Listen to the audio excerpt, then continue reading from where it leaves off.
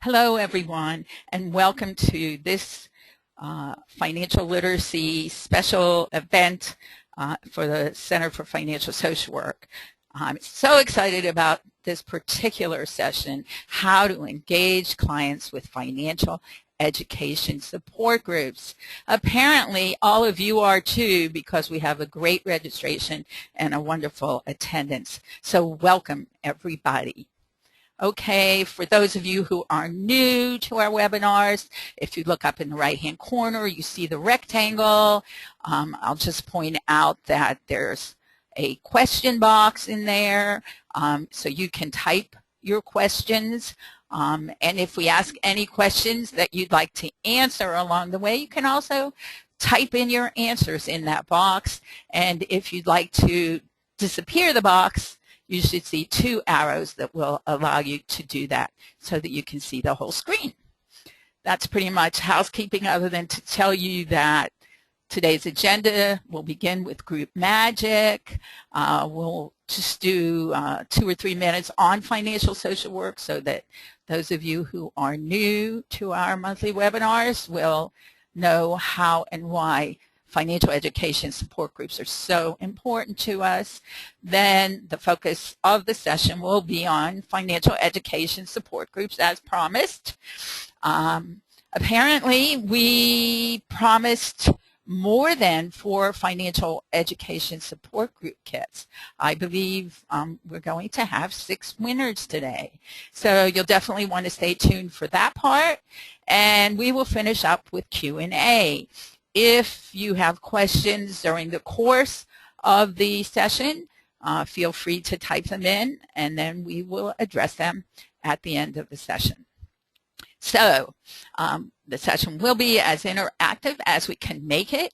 We'll be asking you to raise your hands a couple of times. We only have 2 polls. We usually do more, but we have a lot to cover today. And again, we'll do the Q&A at the end of the session. So I've been doing this for a little over 17 years, and I speak around the country. We do the webinars. We've certified thousands of graduates, and the one theme that I hear time and time again is just how challenging it is to engage clients in financial education. Very challenging, and we're going to explore together in this next hour why that is and what can be done about it. So this is the first of only 2 polls, and we will open it up. I would like to see what you have to say about just how challenging engaging clients in financial education is within your organization. I thought that might be interesting for all of us.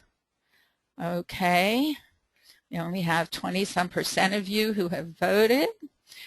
Okay, very interesting. Okay, we have over 70% of you have voted. This is anonymous. I will clue you in. No one has said that it is not a problem. So let me go ahead. We're over 80%. If you want to vote, go ahead. I'll count this down, and then I'll share the results with you so we can keep moving. 5, 4, 3, 2, 1. Okay. 85% of you voted. And let me share the results with you. So a third of you said it's definitely challenging, and a little less than a third said that it's very challenging. 4% of you were not sure, but and just over a quarter of you said that it's somewhat challenging. Well, I think and hope that by the time we finish this webinar, you'll have new ideas and thoughts and plans for moving ahead with wonderful ways to engage clients and to help them to create a better financial future. So if I can get these slides going. So when it comes to financial education, those of us who are involved in that work, in that field, have many different thoughts and opinions.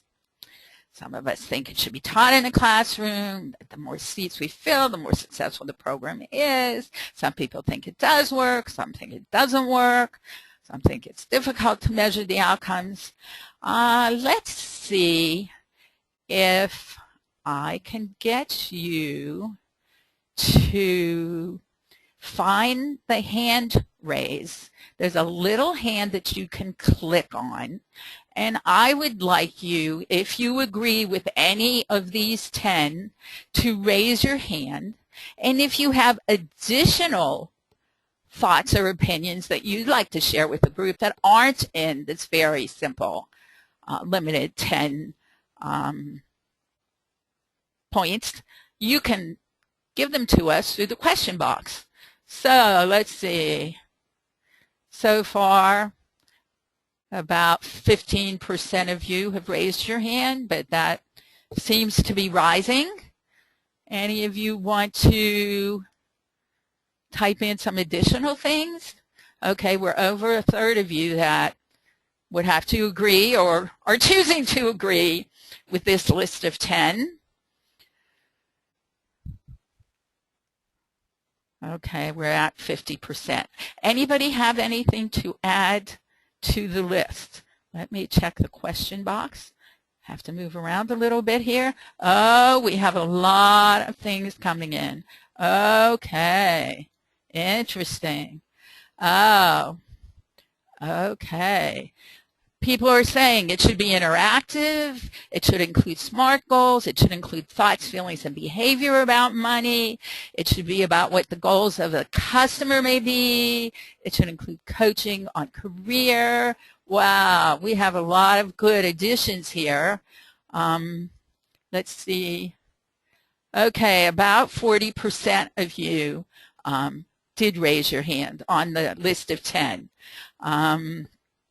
It should involve some sort of testing to measure outcomes. That's great. The instructor is not always the expert, though. It should include family and behavior and family of origin. Information is over the education level. Individuals are often their own experts. Wow. You really feel strongly on this. You feel a lot more strongly about your ideas than about the ones I shared with you. It needs to include living within your means. It should be strengths-based. It should address regional, local customs and traditions. Must include follow-up one-on-one. Great stuff. That's because we have a great audience. I can tell that now. Okay. Well, let's keep going then. Oh, they're still coming in. Okay. So we did the raise your hand. And if I'm smart, I'll clear that if I can figure out how so that we can do another one in a little while. Well, that's not exactly working. Okay, well, we'll try. Okay. So to some degree, certainly, everything on the previous list was true, and all of those things that you shared with us, they're true. And why is that? Well, it's because the traditional way financial education has been provided has not always been the most effective way. If I could clear the hand raising here, I wish I could figure out how to do this. I would definitely, that's not it. I would ask you if you agreed with that. So we are here today. You've joined me, and I've put in all this time to create our new exciting product and this webinar to talk to you about financial education support groups, because I think they're very magical. And I hope you'll agree as we move forward that you'll know and share my enthusiasm. So why are they so magical, and why do I think the support group modality is so special? It's because in that setting, clients and group members have the greatest opportunity to gain understanding and appreciation for where and how money fits in their individual lives. It's much less abstract. It focuses in ways that clients can relate to, and we're going to look at some of those details as we move forward here. Because without that insight, money management skills and tools have little or no relevance in the lives of those who most need them. So people need to understand in a different, more interactive way that allows them to personalize money in their own lives. So the magic. It's your relationship with your money that drives your financial behavior, and it's your financial behavior that determines your financial circumstances. If you've been with us in the past, you've seen me talk about this particular equation, and you'll understand as we move forward why, based on this equation, which is at the heart of financial social work, this is so perfectly suited to financial education support groups.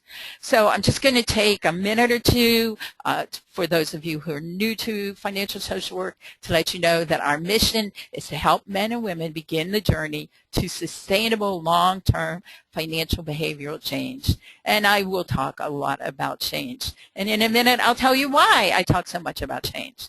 So our goal at the Center for Financial Social Work is to contribute to personal, professional, and financial change. So what makes financial social work so special? It's the fact that it is a behavioral model, because until and unless behavior changes, nothing changes, nothing can change. That was the equation I just showed you. It's our relationship with money that drives our financial behavior, and it's our financial behavior, how we earn, spend, save, and share, that determines our financial circumstances.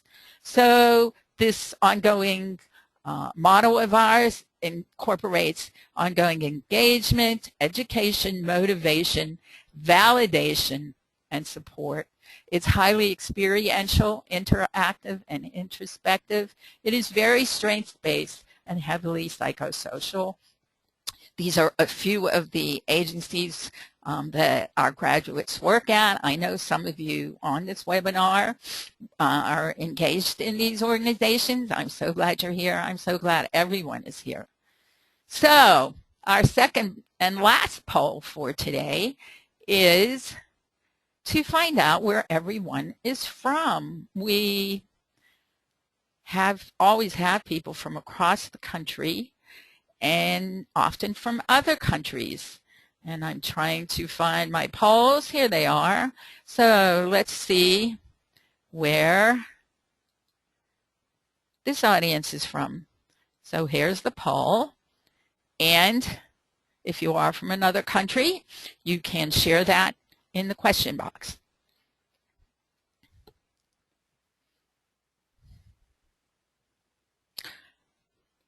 Often there's a larger percentage from one area of the country than another, but we are pretty much evenly split today. You are from across the country. We have 1% from Canada or another country, and 85% of you have voted. I'll go ahead and count this down and share it with you. 5, 4, 3, 2. Anybody else want to vote? Okay. All right. I will close this poll and I will share it with you.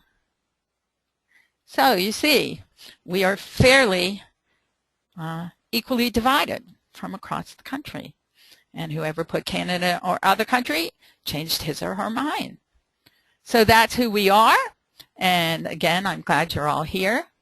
And let's keep going. So financial education support groups work because as I just explained, it's because they provide the greatest opportunity for their members to gain an understanding and appreciation for where and how money fits in their lives. I know I mentioned this a few slides down from here, but it's about what's in it for me. What does it have to do with me? That's so important, not only in engaging clients, but in keeping them engaged and actively participating. But this only holds true when the best financial education method is practiced. So before we get into all of the slides and details of groups, I just want to share with you what the research says about the best financial education approaches.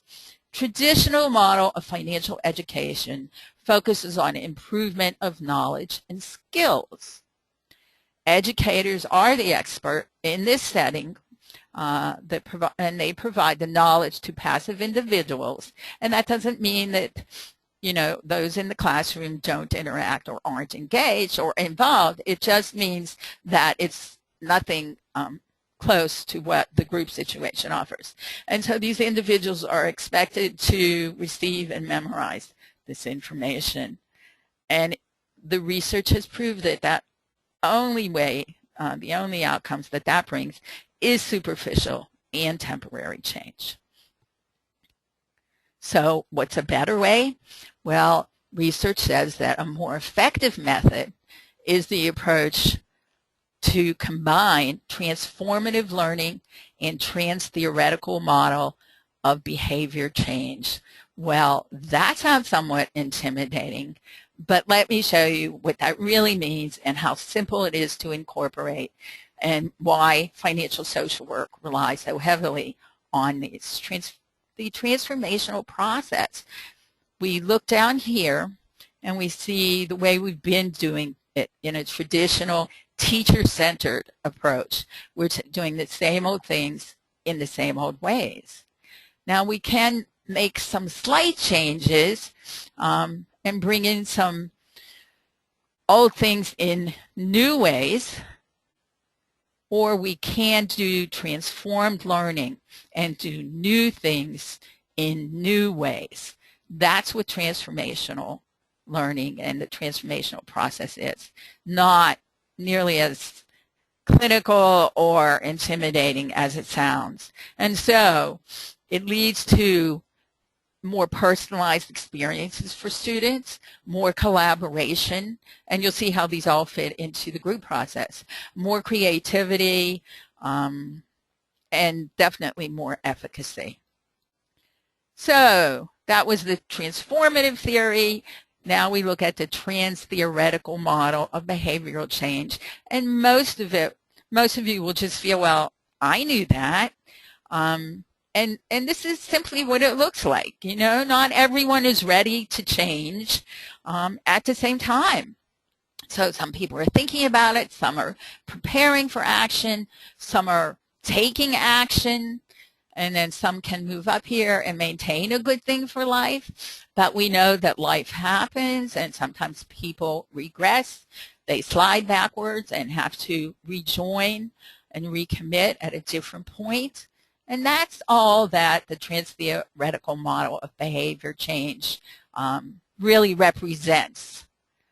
So basically, we have the two models, and together, when we incorporate them into financial education, we can successfully contribute to long-term personal and financial growth, change, and understanding. Clients and group members, all of us need to be growing personally as well as financially, because you'll never get the financial change unless people are, you know, improving their self-esteem, their sense of self, their self-confidence. That's personal growth. And now we're ready to look at financial education support groups and why they succeed. And that reason is that they help members get from where they are to where they want to be. So regardless whether your client population is living below the poverty line, experiencing just financial problems and struggles, has debt or no or low assets. It's never a straight line, but wherever they are, we want to help them be more conscious and thoughtful about where they'd like to be in the future. That's an excellent way for engaging clients. And while I do have financially engaged, as I was creating this webinar, I realized we can't list all of the possibilities that clients might want to achieve, where they might want to go, but our goal as the professionals is to help clients identify where that is and be financially engaged in that process. So in the invitation, we told you that we would talk to you about the what, the how, and the why. I think it's actually the what, the why, and the how of financial education support groups. So we'll start with the what. Financial education support groups are a better way to help clients and group members actually begin the journey to long-term financial behavioral change. Though change isn't necessarily an outcome identified with financial education, as I've said before, until and unless behavior changes, nothing changes. So if we want people to do more and better with their money and to create a better financial future, as my formula early on showed you, that requires behavioral change. So what are they? They're a new way for clients and group members to learn and grow both personally and financially. Again, you're not going to have financial change and growth without personal change and growth. They are definitely a more conducive setting for change because you have a number of people interacting, sharing, learning from each other and from the group leader. So much is going on within that time frame and that group space that it makes it so much easier for change to actually happen. And financial education support groups are a safe environment. They need to be a safe environment in which group members can experience self-discovery. And finally, what they are is a non-judgmental and client-centered approach to change. Very client-centered. Their empowerment building method helps members to develop healthier coping skills. And you'll see on a number of the graphics that I include how that graphic supports the points that I'm making. I'm not going to spend time going through those graphics though, because I have so much to share with you. Okay, so we did the how of financial education support groups. Let's look at the why. These groups move clients and group members. They take the members' relationship with their money out of the classroom and take it beyond and into the social environment. And that's a very powerful shift. That it removes barriers. It facilitates role play. It enables members to motivate each other. And it encourages greater personal responsibility. Again, all these things are happening at a different pace in each group and on a different level for each member, but they are happening. And certainly one of the goals in a group is that one member, if that person is actively changing behavior and sharing that with the rest of the group, other members will be motivated to do the same thing and will have the opportunity within that group to try on different behaviors and try out different behaviors. So the how. These groups help group members discover why they are where they are and most importantly, identify where they want to be in the future. Armed with the knowledge of how they got where they are, they can use that insight to move them forward in the direction they identify they want to go. And the groups help, I think that went skipped. Okay. Sorry. They help members discover why they are. Oh, we did that one already. Okay. They help members identify what's in it for me. The more connected a group member is to where he or she wants to be in the future, the more likely they are to stay engaged and to do the work to get there. Very importantly, groups help members to understand that there is always hope. Hopelessness is a very familiar feeling to people living below the poverty line and struggling financially, and that hopelessness closes the door to change. Hope opens the door to change. Very important. It helps group members learn how to talk about money in a healthy manner. Well, we know that in this culture, we don't talk about money mostly in any way, shape, or form. And if we do, it's not usually in a healthy manner. And so having the opportunity to talk about it within the group and observing how some people talk about it inappropriately provides an opportunity for clients to learn what they do and don't want to do about their own discussions about money. It helps the members learn from each other, and it helps them recognize money management can be positive, interesting, doable, and even fun. Fun? Fun? I think so. I think that when clients are engaged and they're actively participating and they're part of a group with so many things going on and so many benefits accruing, they can come to realize that creating a better financial future, having more money, managing their money more wisely can make their lives better and happier and more fun-filled. So support groups help group members reduce feelings of isolation, increase feelings of belonging, practice and learn different ways to improve their relationship with their money. A lot of benefits. And the groups help members to change their financial behavior with ongoing financial education, motivation, validation, and support. And while that's very much, you know, the financial social work model, that happens in the group regardless of what kind of programs you've adapted or created. And it helps members view money through the lens of their everyday lives, not in the abstract. That's a big difference, and that contributes significantly to making the shift to wanting to have and to do better with their money.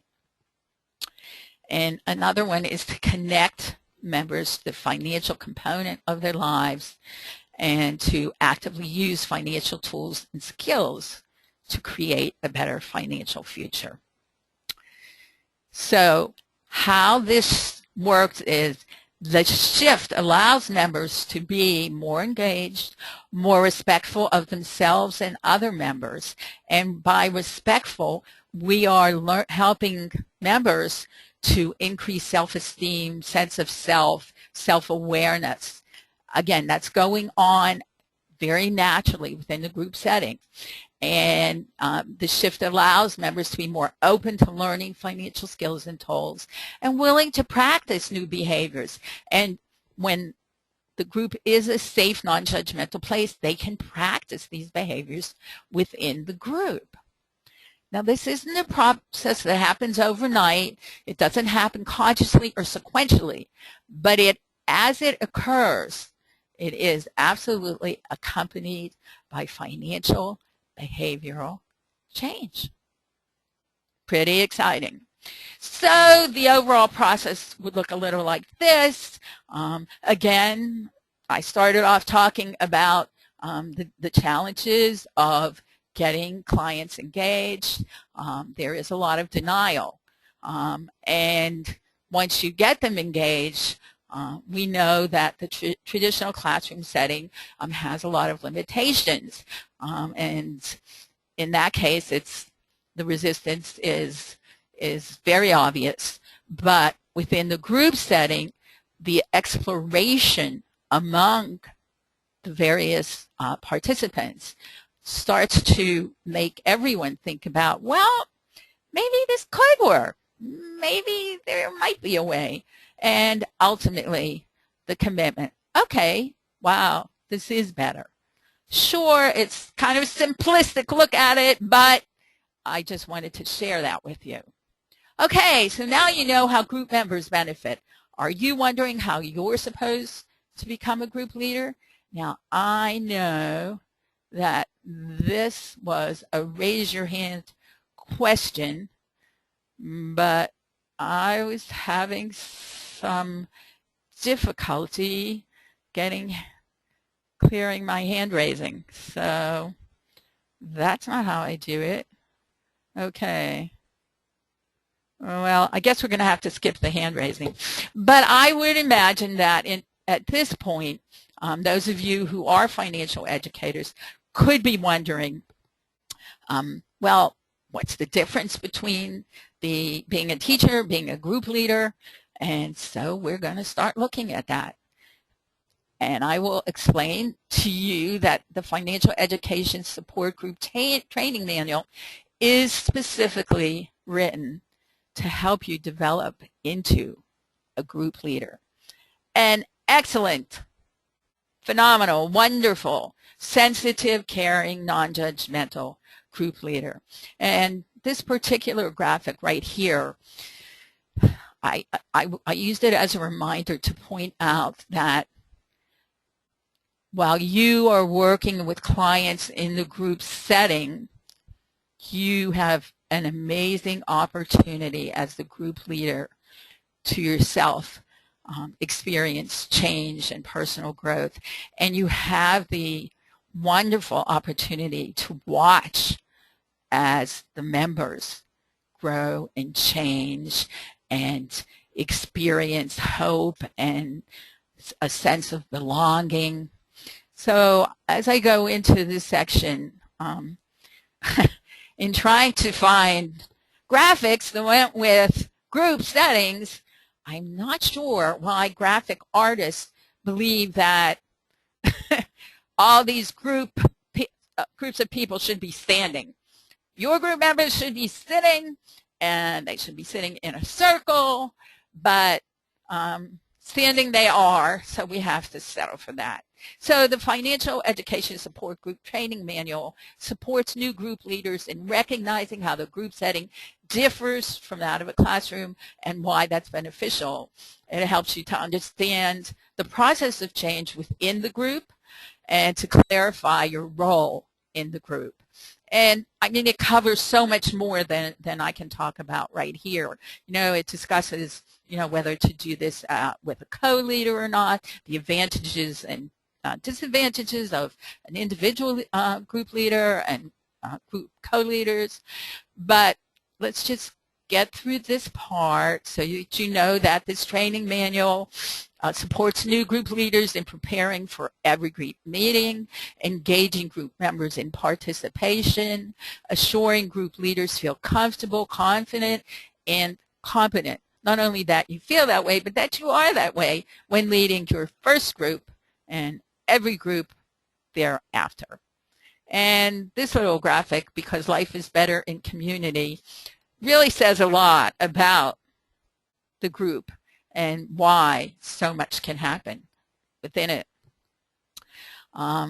So what you need to know is a successful financial education support group leader is one who knows the way, goes the way, and shows the way. So the group leader is as much a mentor, role model, and resource. He or she doesn't have to be this expert who's done all kinds of groups and has a master's degree in counseling and psychology. We cover, well, I'll show you what we cover so that you know how to feel a little better trained or a lot more better trained for groups. So This is the one picture I could find of that I thought qualified as a good picture of a group. And now I'm doing something I've never done before in a webinar, but I hope you'll find it helpful. So the dialogue in the following group scenarios is based on the Financial Social Work Taking Charge Workbook and our Financial Education Support Group Training Manual, because you might wonder why we're talking about some of the things we are here. Okay, so here's our group. We have 8 members: Steve, Maya, Susan, Karen, Yolanda, Savannah, Jesus, and Mark. And in week 1, the leader started the group by asking each member to share something about him or herself and what they hope to accomplish in the group. They discussed the rules of the group and were asked to make a commitment to the group. They were given several different assignments to work on before their next session. One was to help them begin to understand their relationship with money. Another was to identify what they need to forgive themselves for when it comes to their money. They also discussed the change process. There is a specific taking charge change process. Okay, so 1 week later, group 2, we're only doing 3 weeks, so we'll be done in another 3 or 4 minutes. Week 2, the leader opened the group by asking each member to share his or her thoughts and feelings about one of the activities they were assigned to do before the session. The group really took off from there. Yolanda volunteered to go first because she wanted to share her excitement for forgiving herself. This activity helped her to realize she was so stuck worrying about all the ways she had wasted money that she wasn't looking forward and considering ways to better manage her money more thoughtfully. Susan offered that she was surprised how much she learned about her spending habits when she completed the Me and My Money exercise. She hadn't realized how unprepared she was for an emergency and hadn't even considered what would happen to her children if something were to happen to her. Savannah then chimed in with how interesting it was to her when she realized she never spends money on herself, and shared that she was also thinking about how she might save for an emergency. The group continued around the circle with Karen and Mark both indicating that they'd found the activity on personal and financial boundaries the greatest and most interesting and helpful. But Steve took issue with that idea of people thinking that they needed boundaries and that they should tell other people that they needed to have boundaries. There followed a lively discussion from most of the group regarding how boundaries seem like an excellent idea for the most part, and that boundaries seemed very empowering and seemed like they could make life easier to navigate. Steve had not done the assignment, so could not participate fully in the discussion. Some of the group members reminded him that he had agreed to the rules the previous week and needed to come more prepared to following sessions. And so this is our final look at this particular group. On week 3, the leader opened the group by asking each member to share one of his or her 3 weekly goals from the previous week and whether he or she had achieved it. The group leader emphasized that the group was there to support each other. So if anyone needed help with achieving a goal, he or she could ask the group for help. And once again, the group jumped right in. Karen began by sharing that she had decided to save all of her change each day and see how much that added up to at the end of the week. She was happy to report she had saved almost $4 in change. Several other group members liked that idea and thought that they might try it also. Mia explained that she wanted to reduce how much she spent at the supermarket, but was not having much success with that goal. Several members were happy to suggest how she might be able to achieve it. Suggestions included shopping with a list, cutting coupons, eating before going shopping, and buying only store brands. Steve was absent, and the group felt he probably wouldn't be returning. After everyone shared their goal that they had or had not achieved and asked the group for help with the ones they were having difficulty with, the group leader opened a discussion on the taking charge change model. The group was particularly enthusiastic about learning specific steps for change. Yolanda especially liked the idea of sharing her journey with another person And Jesus talked about the idea of being prepared for setbacks. Most group members were surprised to learn that you could or should prepare for setbacks. They found out a very different way of thinking, and one which most of them seem to think could be most helpful. So that's just a little look at what the group session might involve. So where do you go from here? Well, I talked a lot about change, and the reason that I believe that the group is such a great way and great setting for change is because I know that one person choosing to change creates the opportunity for more people to choose to change. And ultimately, it builds the momentum for all people to embrace change. In the manual, I explained that back in the 1980s, I had my first group experience, and I have to say that that changed my life. And I think that all of you on the session will really enjoy how it can change your lives and how it can change the lives of your clients. And so what we are launching today is our Financial Education Support Group Manual. This is a look at the contents. It's broad in just listing the contents, but each of these topics, goes well into detail. But if you look at this part here, developing your financial education support group, I can tell you that we have 24 different areas to walk you through creating the best, never perfect, the best group for your population.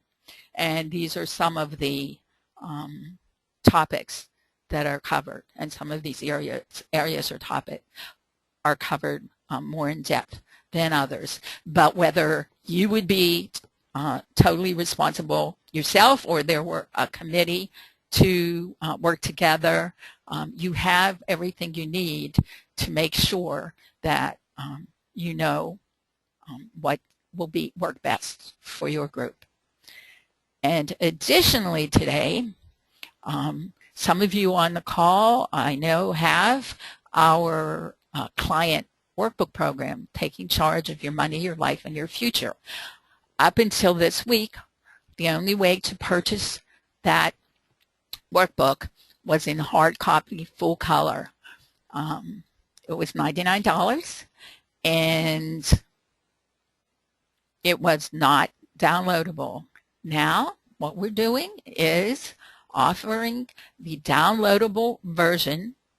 So it's 5 full color workbooks that enable your members, or you can work individually with clients with it, but it is great in the group setting for all client populations, regardless of their current financial circumstances or specific needs.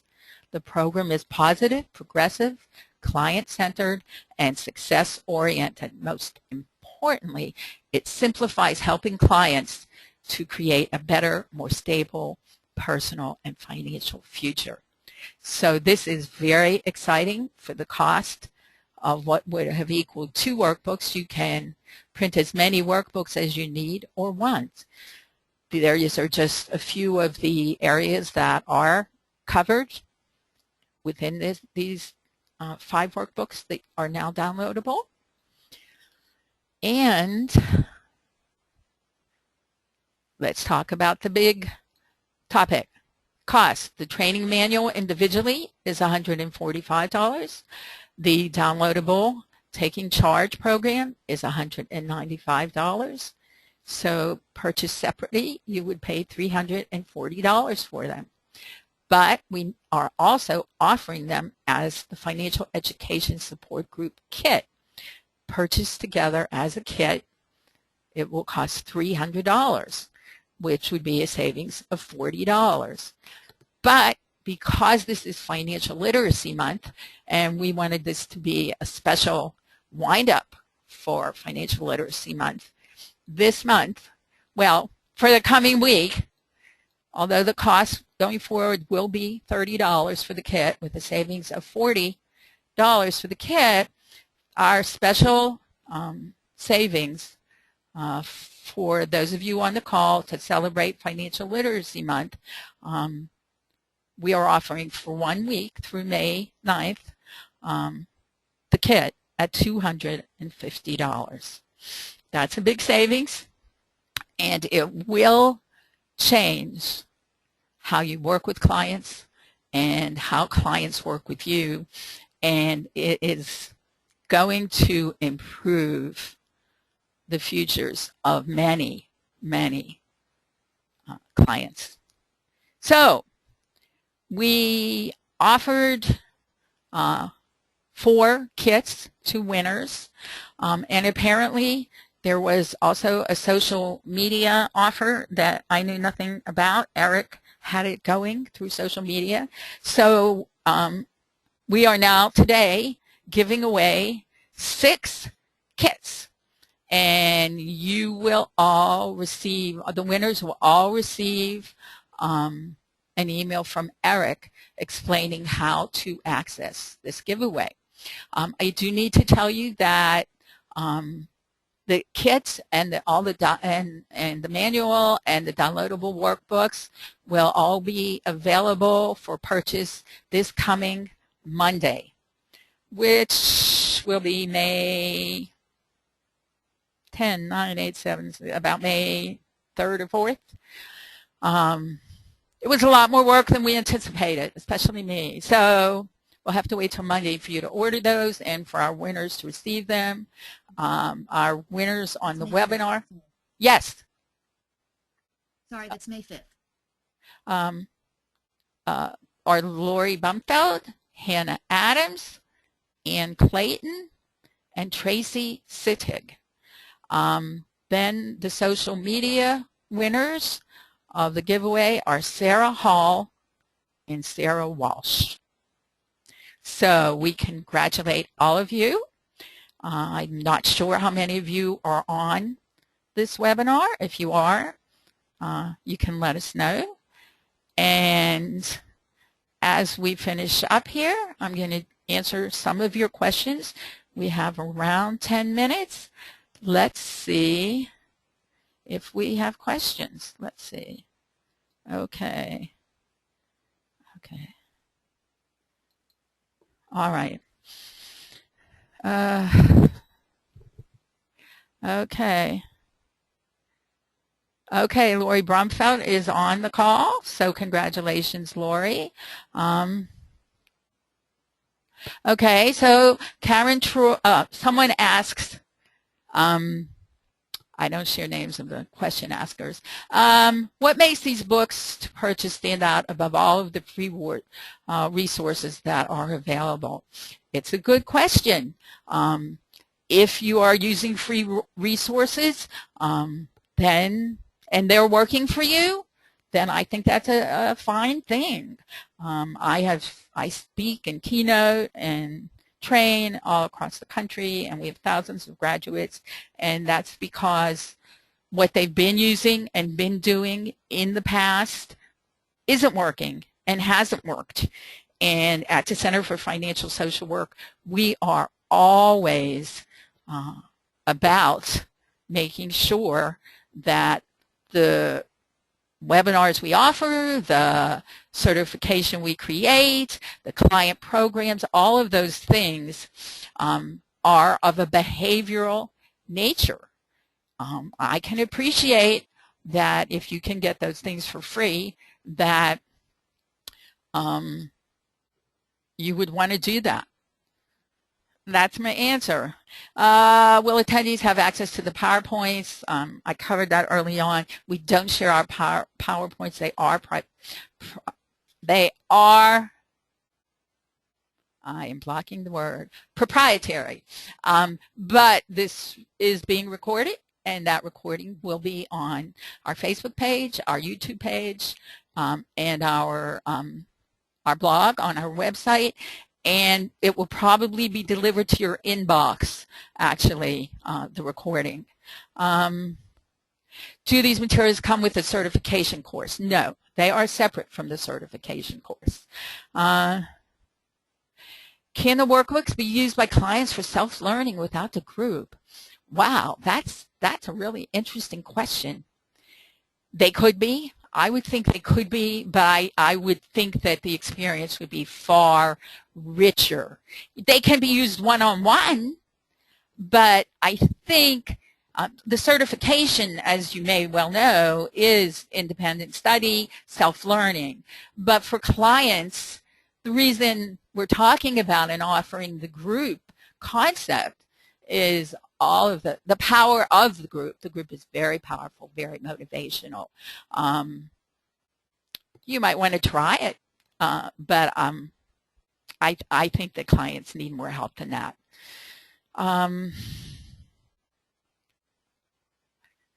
Let's see. We have a lot of questions. Do you usually charge clients? I was thinking of having groups at a church. How would you bill insurance? These are not billable to insurance. Financial education, financial therapy, they are not in the DSM. They are not considered billable. They are not considered mental health problems. As strange as that may sound. I would think that the church would probably want to fund the program. And the way it's set up now, for the kit at $250, if you bought it next week, you can work with a lot of groups and have that training, and it's relatively inexpensive. There are programs out there that churches use for thousands of dollars. Okay, we have a question. You believe that groups then are more effective than individual financial counseling? Well, if you're talking about case management, you can certainly use this program one-on-one. Many people have. As I pointed out throughout the webinar, the power of the group, you can't measure it. It's just too positive. It's just a setting where change happens. And it does. Now, if you're a therapist and you're working with an individual client, you may have the opportunity to address more individual parts of it, and that could be helpful. Let's see. Someone asks if there's research behind this. It sounds good and reasonable. We shared some research in the slides about transformational change